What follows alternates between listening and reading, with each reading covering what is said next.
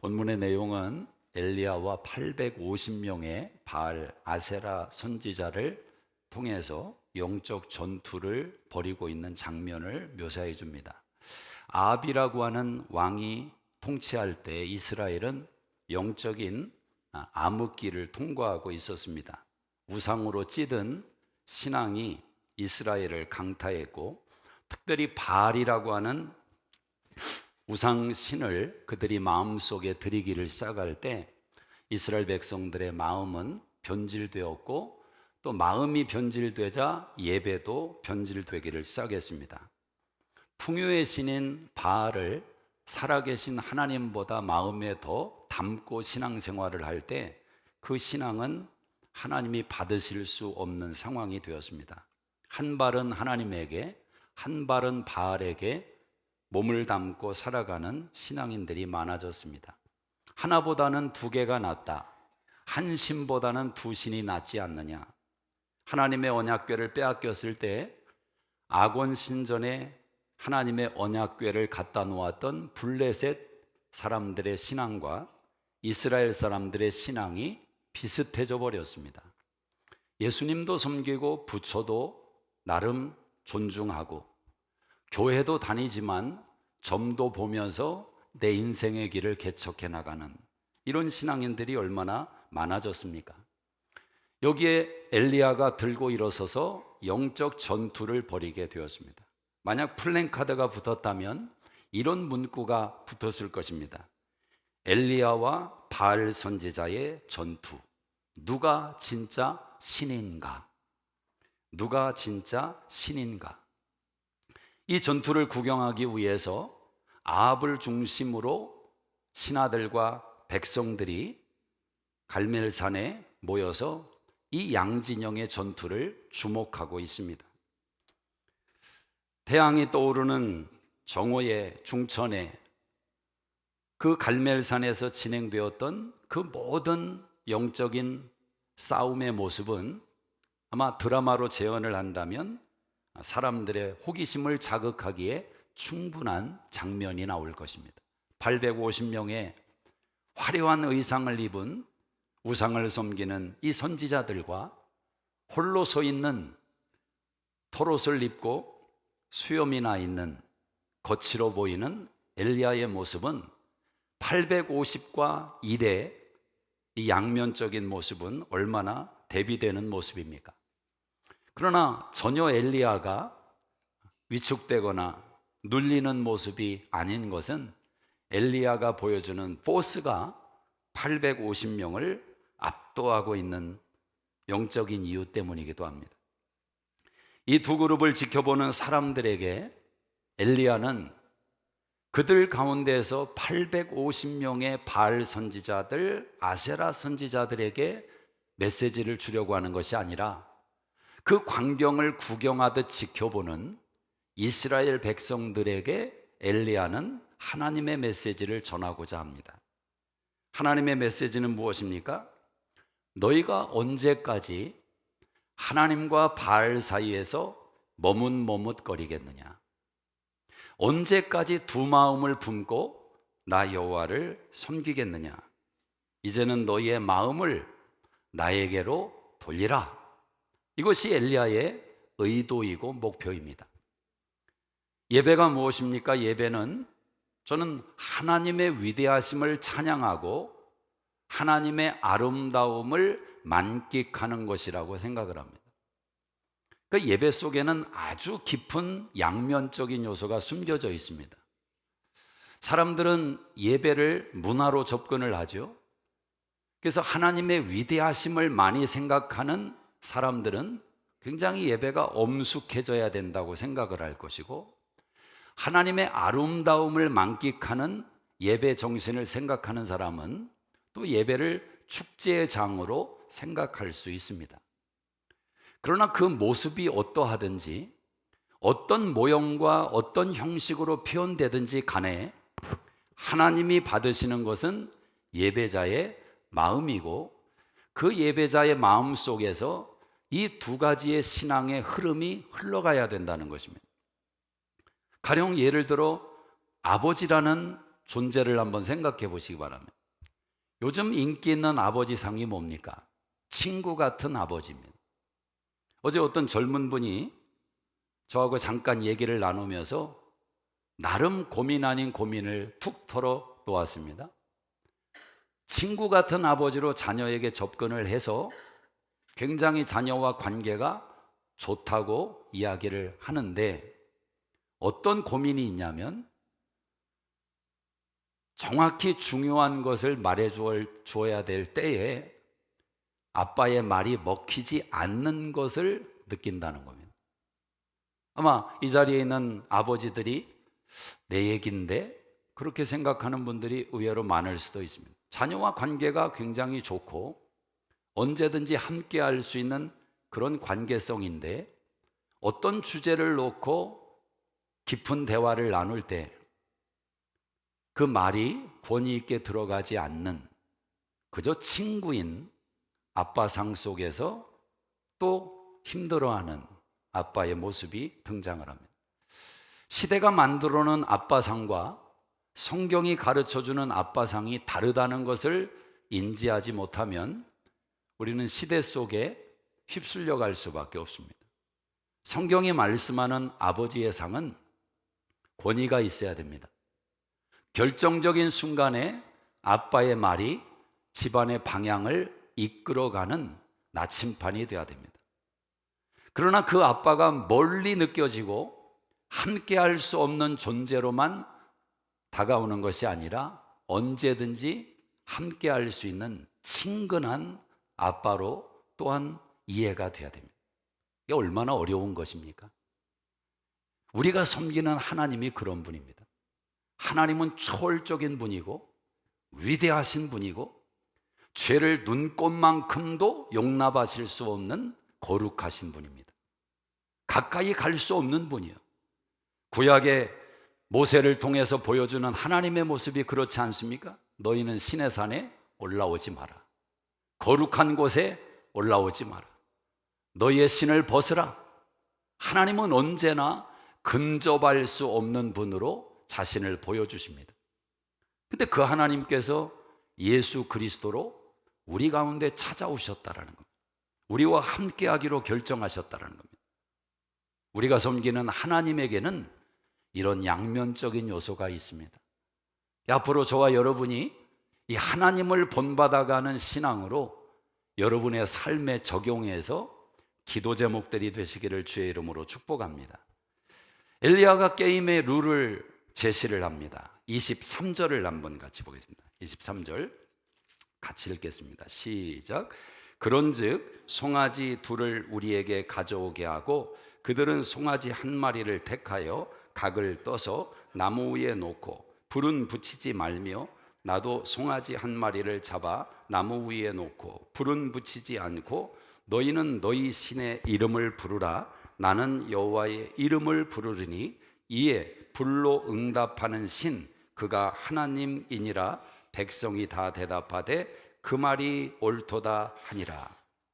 엘리야가 영적 싸움의 룰을 제시를 합니다. 송아지의 각을 떠서 제단 위에 놓고 각자의 신의 이름을 부르자. 그리고 불로 임하는 그 신이 진짜 신이다. 그때 마치 재판관처럼 광경을 지켜보는 백성들이 그 말이 옳습니다. 큰 소리로 외치는 것입니다. 불로 응답하는 신이 진짜 신이다. 무엇을 말하고 있습니까? 히브리서 11장 6절에 하나님이 반드시 계심을 믿으며 그가 자기를 찾는 자에게 상 주시는 이심을 믿으라.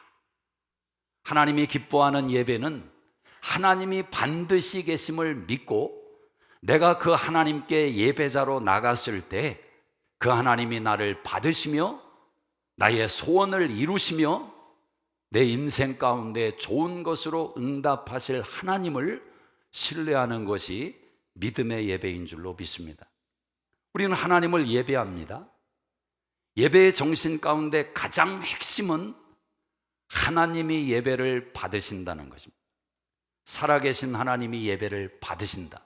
예배는 사건입니다. 불로 응답하신다는 것은 하나님의 초월성을 말합니다. 근데 그 불이 내려서 인간이 각을 떠놓은 송아지 위에 임하게 하겠다라는 것입니다. 인격적인 하나님이 우리를 만나주시는 사건이 바로 예배인 줄로 믿습니다. 오늘 여러분 가운데 어떤 분들은 송아지의 각을 뜨듯이 마음의 각을 떠서 하나님을 예배하기 위해 나온 사람이 있고, 송아지가 없이 그저 습관적인 예배를 참석한 분이 있을 수 있습니다. 예배의 결과와 예배의 경험은 현저하게 다를 수밖에 없는 것입니다. 초월적인 하나님과 인격적인 하나님을 만나는 자리가 예배입니다.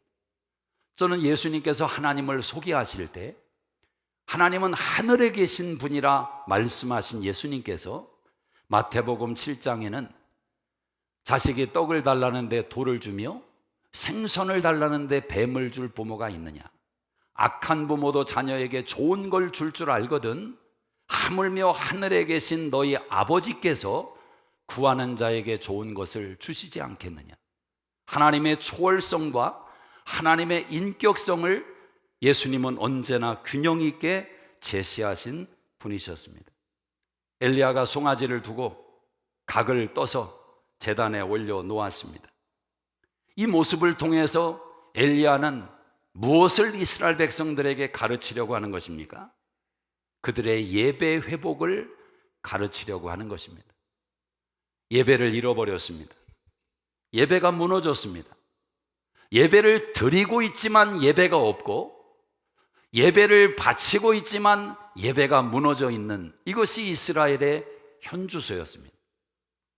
이사야 1장에 보면 하나님께서 이스라엘 백성들의 월삭과 절기로 모이는 예배를 내가 지기에 고나다, 지겹다, 너희는 내 마당만 밟을 뿐이라고 책망하는 말씀이 있습니다. 예배 시간이 있습니다. 예배 형식이 화려합니다. 많은 사람들이 예배를 참석합니다. 그러나 하나님이 받으시는 예배는 없었습니다.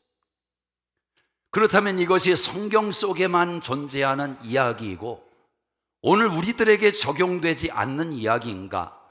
라고 접근한다면 저는 지금 우리 시대의 우리의 예배가 성경 시대의 예배보다 훨씬 더 심각한 위기를 직면하고 있다고 생각합니다. 마음이 하나님에게서 멀어졌습니다. 마음이 없는 예배를 하나님께 드리고 있습니다. 예배를 준비하는 사람이 현저하게 줄어들어가고 있습니다. 오늘 여러분 예배 자리에 오실 때 특별히 새벽 예배도 있고 금요 예배도 있고 목장 예배도 있고 다양한 예배가 있지만 그래도 예배 중심으로 하나님을 만나기를 시작하는 이 주일 예배를 위해서 여러분 어떤 준비를 하고 오셨습니까? 이 예배 오는 여러분의 마음이 어떠하셨습니까? 저는 수정교회라는 공간을 떠나서 11시라는 시간의 공간을 떠나서 하나님과 여러분 개인의 독대 속에서 여러분은 예배에 어떤 마음으로 임하고 계십니까? 예배를 준비하시고 계십니까? 저는 예배를 특별히 앞장서서 예배에 참여하는 분들은 훨씬 더 예배에 준비가 필요하다고 생각합니다. 찬양을 드리는 찬양대도 이 찬양을 드리는 몇십 분을 위해서 나는 주중에 얼마나 기도했는가, 어떤 묵상을 하며 하나님을 예배하기 위해서 기도했는가. 찬양을 드리는 사람의 실력과 기술이 중요합니다. 그러나 그 실력과 기술 위에 하나님을 열망하는 마음으로 준비된 마음이 있어야 됩니다. 만약 준비된 마음이 없다면 이 자리에 서서 찬양하는 것이 심히 부담스러운 영적인 프레셔를 느껴야 거기서 회개가 있고 치유가 있고 변화가 있을 것입니다. 대표 기도를 드리는 분도 마찬가지입니다. 청중을 대표해서 기도를 드리는 것입니다. 그 짧은 시간이지만 나 한 사람의 개인 기도가 아니라 우리 청중의 마음을 담아서 하나님께 아뢰는 시간입니다. 그렇다면 그 기도를 위해서 얼마나 많은 준비가 필요하겠습니까?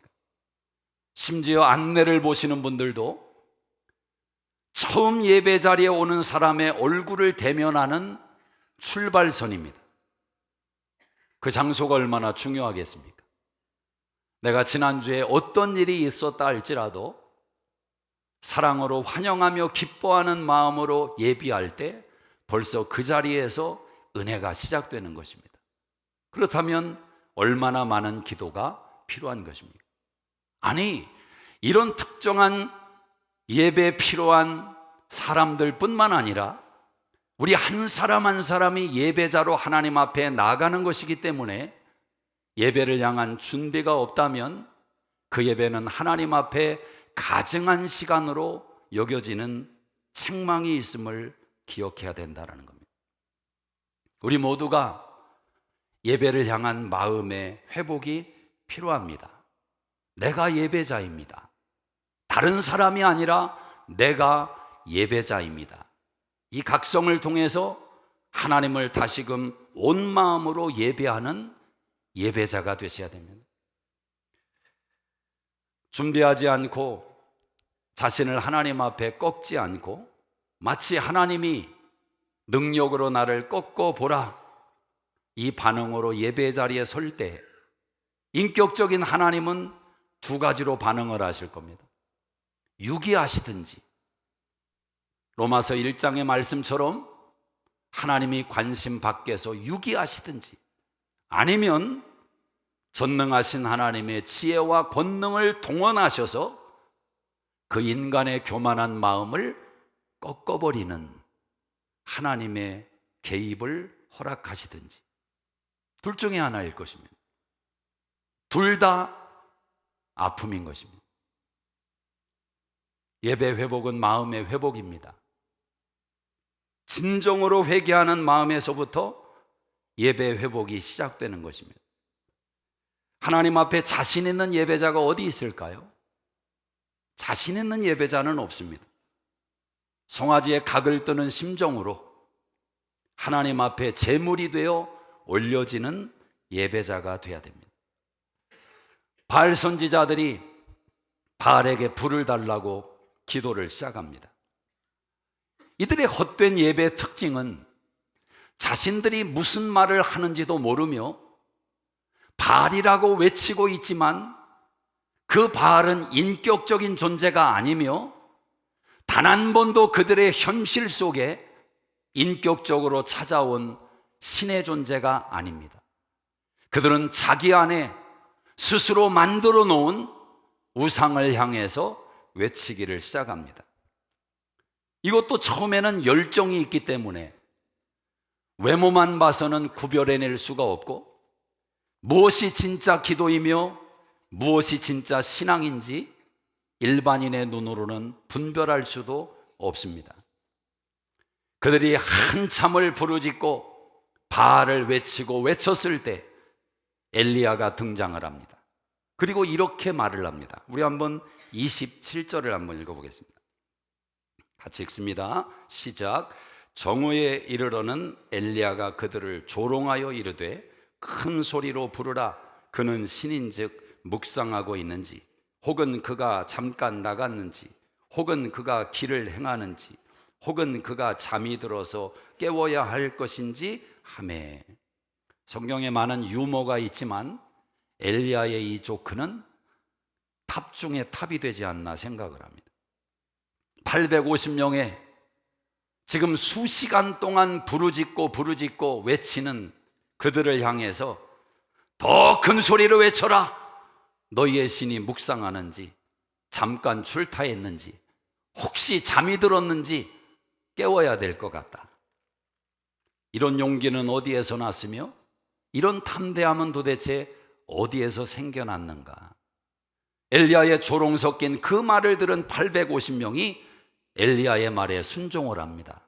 28절에 보니까 이에 그들이 큰 소리로 부르고 그들의 규례를 따라 피가 흐르기까지 칼과 창으로 그들의 몸을 상하게 하더라.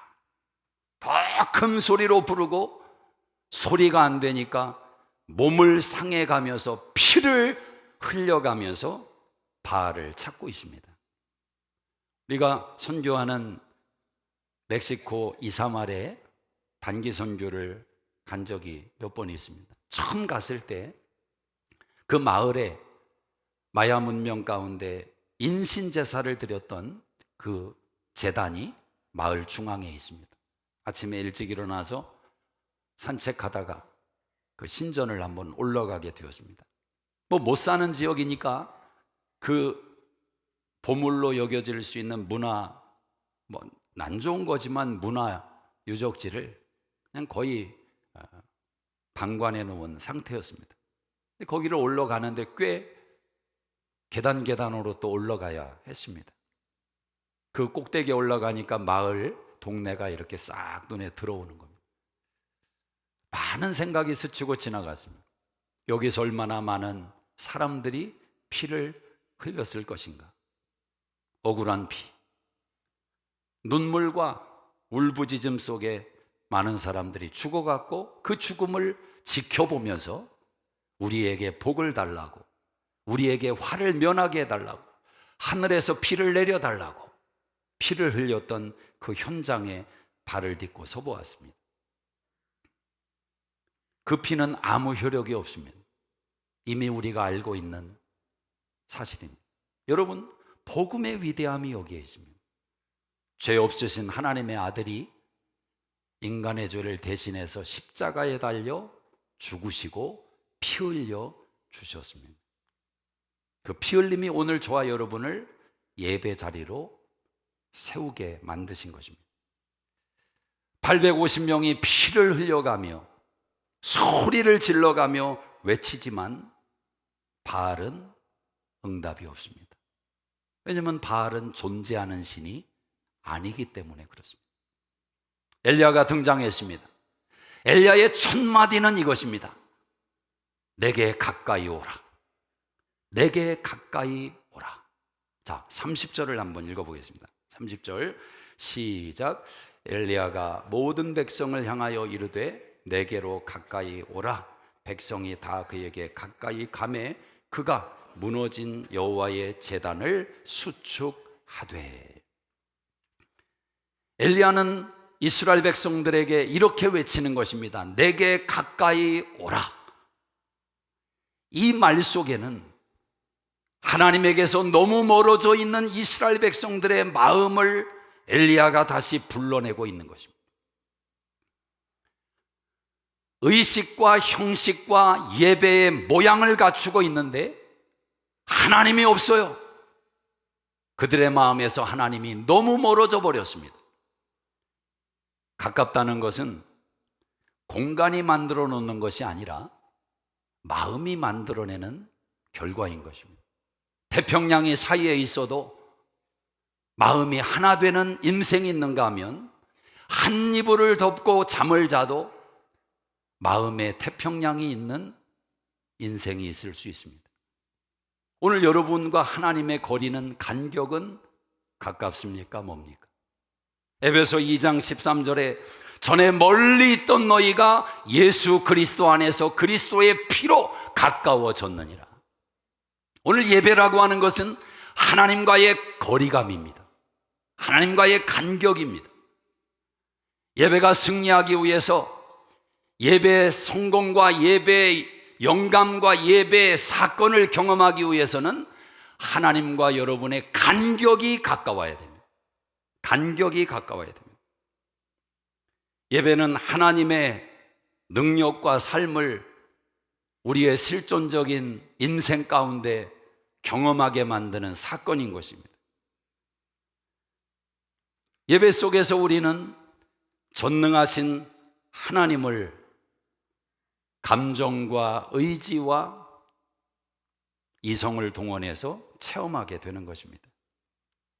실제로 우리의 마음의 어떠함이 살아계신 하나님이 렌즈로 불빛으로 비추시는 예배 속에서 그 하나님 앞에 몸부림치는 인생의 반응이 예배를 만들어가게 되는 것입니다.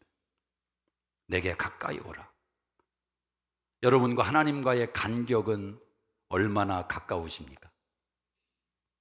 하나님을 가까이 하는 것이 복이라고 시편 기자는 고백을 합니다. 하나님이 여러분의 입술에 담겨 있어야 되며, 하나님이 여러분 시선에 묻어 있어야 되며, 하나님이 여러분의 발에 담겨져 있어야 됩니다. 마음은 바라보는 눈이요, 마음은 말하는 입이요, 마음은 내 발이 움직이는 현장입니다. 하나님이 나에게 얼마나 가까운가? 내게 가까이 오라. 엘리야는 이 간격을 좁히는 것입니다.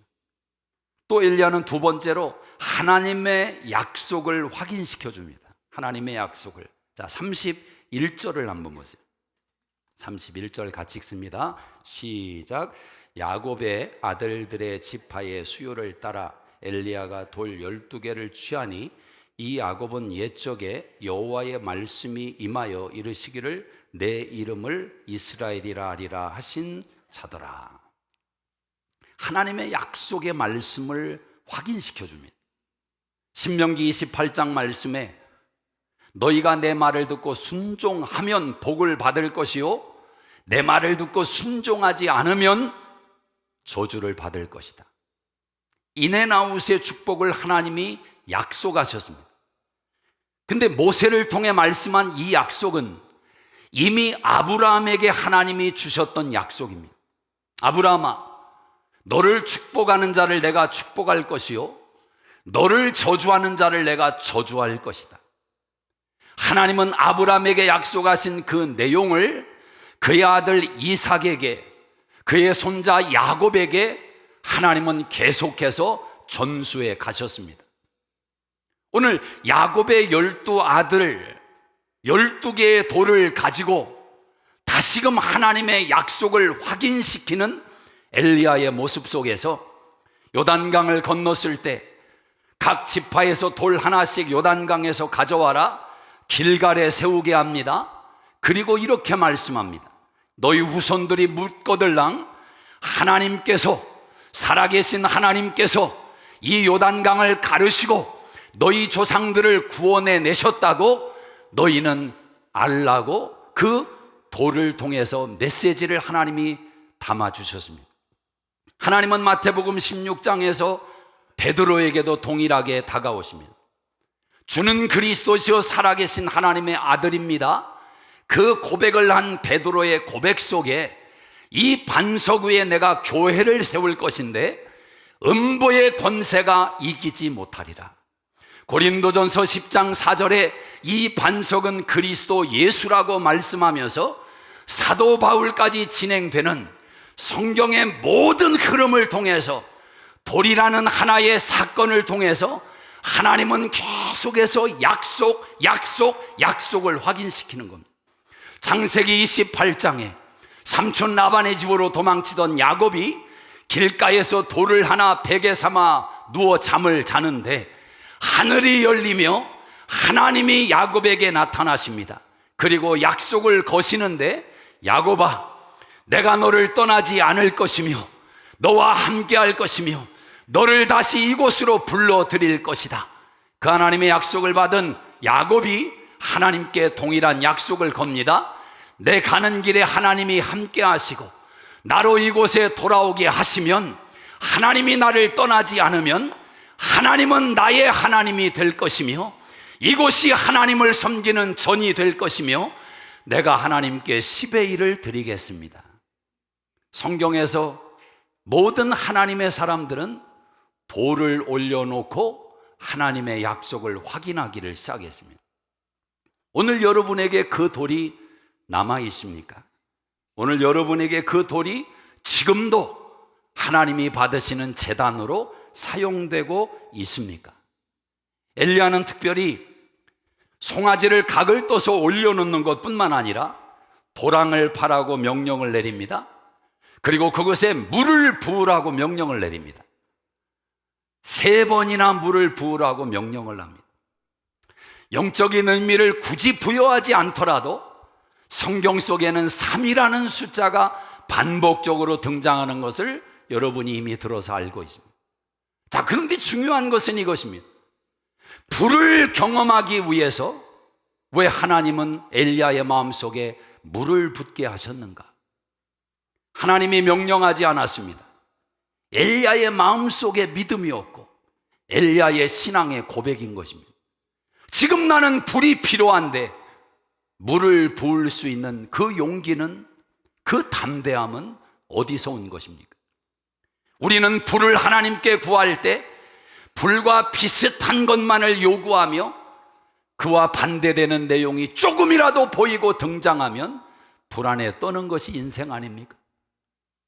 치유를 위해서 기도하고 병고침을 위해서 기도하고 확신했는데 갑자기 다시금 증상이 나타나면 우리는 얼마나 불안해합니까? 그런데 지금 엘리야는 불로 임하시는 하나님을 경험하기 위해서 물을 붓고 있다는 것입니다. 오늘 저와 여러분 안에 이 믿음이 있습니까? 하나님을 신뢰한다면 물을 부을 것입니다. 불을 기다리지만 하나님이 반드시 계심을 믿는다면 물이 먼저 생각날 것입니다. 하나님은 이와 같은 믿음의 자리로 우리를 이끌어 가십니다. 물론 하루아침에 엘리야의 믿음이 우리의 믿음 될 수는 없을 것입니다. 엘리야는 이스라엘 백성들을 가까이 끌어내고 있습니다. 하나님의 약속을 확인시켜주고 있습니다. 그리고 기도하는 것입니다. 여호와여 응답하소서. 여호와여 응답하소서. 오늘 이 백성들로 하여금 여호와 하나님이 살아계시며 그 하나님께서 나에게 말씀하심을 오늘 깨닫게 하옵소서. 엘리야의 기도는 심플했습니다. 하나님이 하나님인 것을 오늘 알게 하옵소서. 하나님이 하나님인 것을 오늘 알게 하옵소서. 그때 하늘에서 불이 내려옵니다.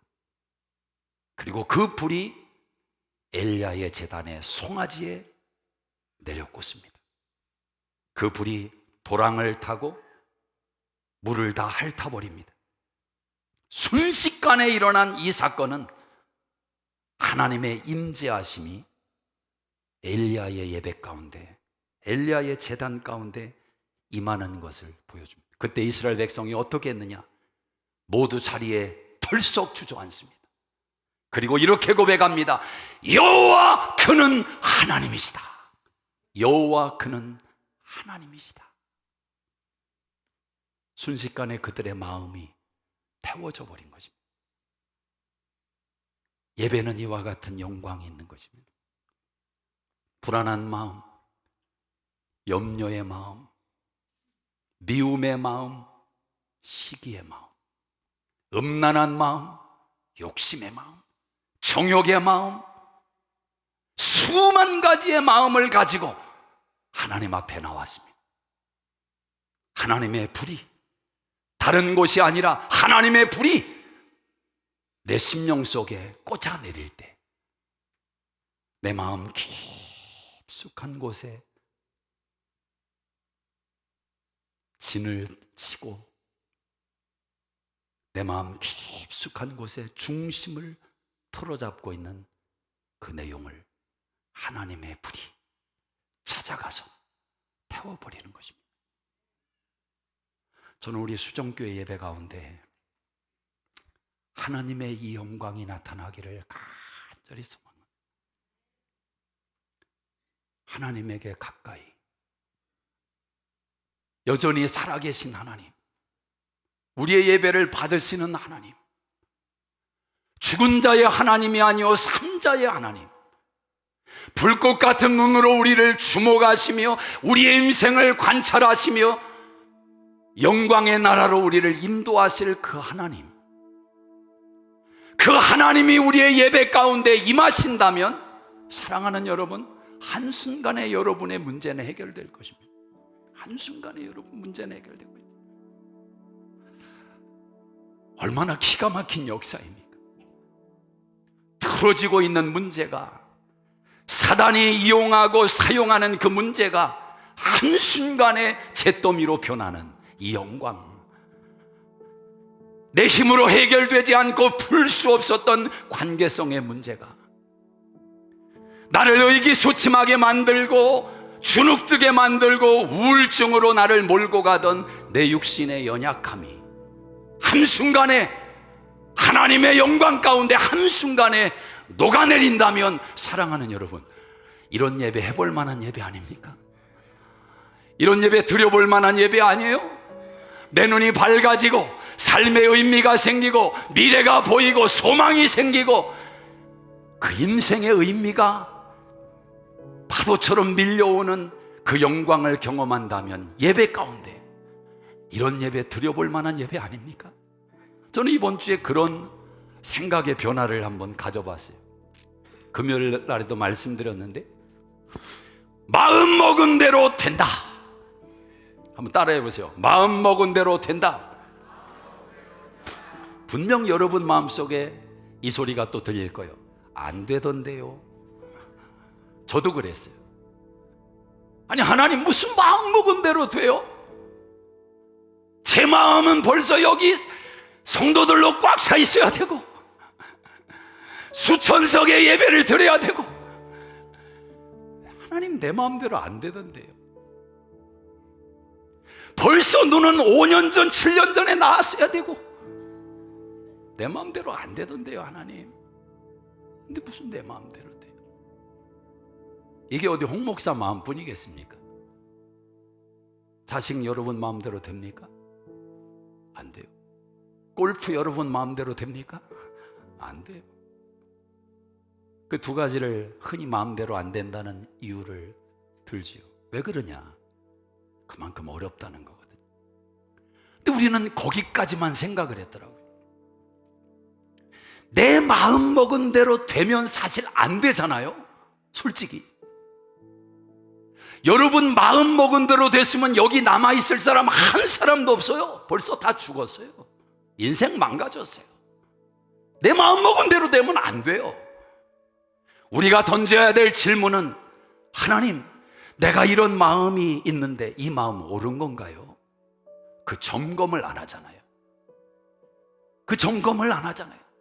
우리 안에 계신 성령께서 우리의 마음을 바꿔주시고 로마서 12장 2절 말씀처럼 마음을 새롭게 함으로 변화를 받아 하나님의 선하시고 기뻐하시고 온전하신 뜻이 무엇인가 분별하도록 하라.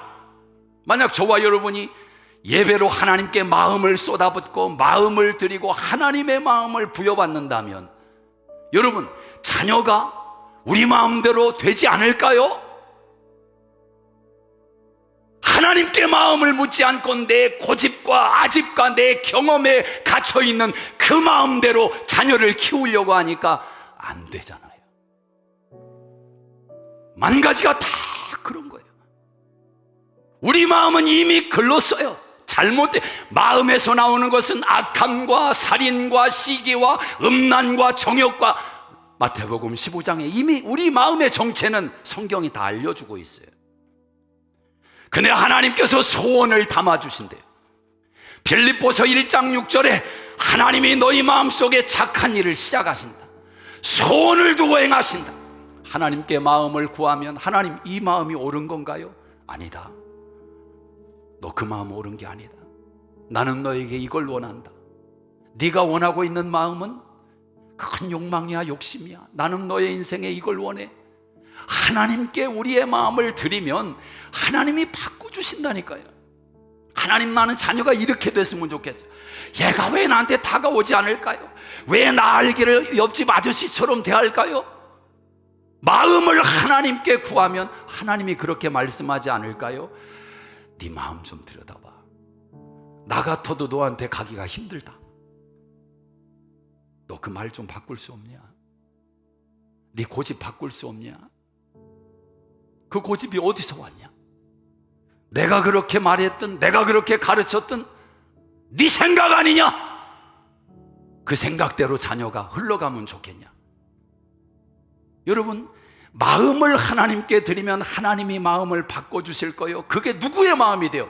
우리의 마음이 되는 거예요. 그리고 그 마음대로 하나님은 몰고 가시는 거예요. 그 깨달음을 얻고 나니까 이게 그냥 저절로 박수가 나와. 할렐루야, 할렐루야.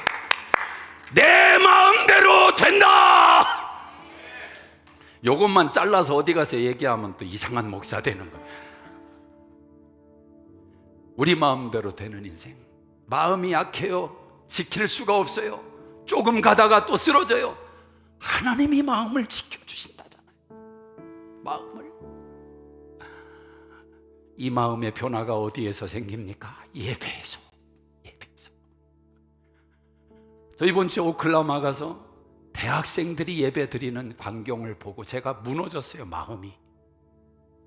일반 대학 신학생도 아니고 일반 대학 학생 수천 명이 예배 시작 벌써 10분 전에 꽉 앉아있는 것뿐만 아니라 앞에 나와 서서 막 뛰면서 예배를 기다리는데 1시간 동안 예배를 드리는데 어떤 여자는 요 옆에서 무릎을 이렇게 꿇고 하나님 앞에 엎드렸다가 또 손을 이렇게 또 막 무용을 부리고 너무너무 감동이 돼서 촬영을 했어요.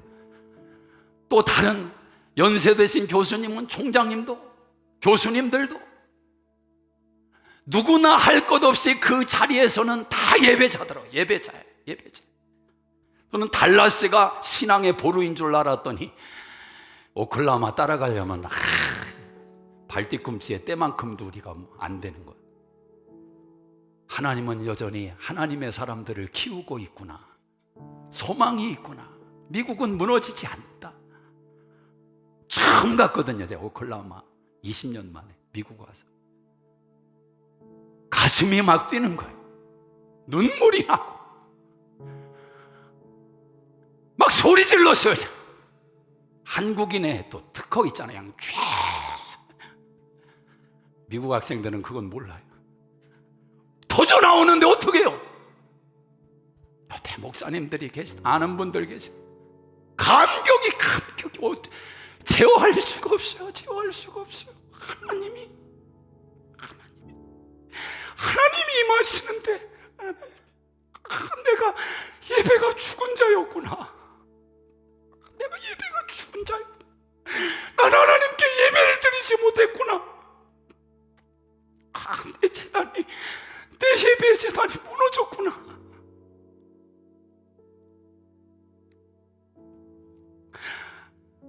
너무나 마음이 아프세요.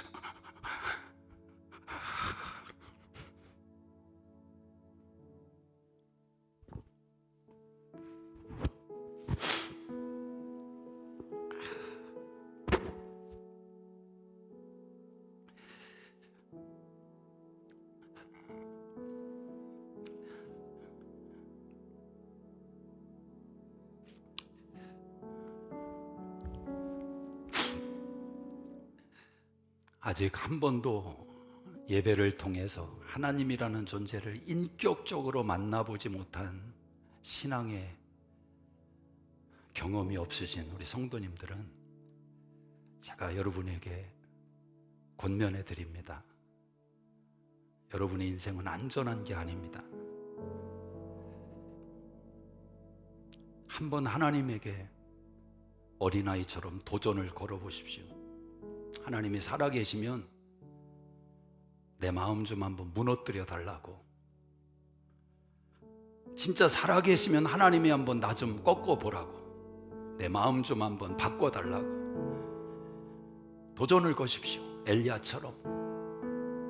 여러분 안에 있는 850의 우상들이 무너져 내리는 것을 경험하게 될 것입니다. 하나님은 살아계십니다. 여호와 그가 하나님이다. 여호와 그가 하나님이다. 여호와 그가 하나님이다.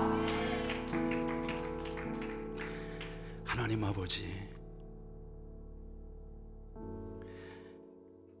우리 안에 있는 800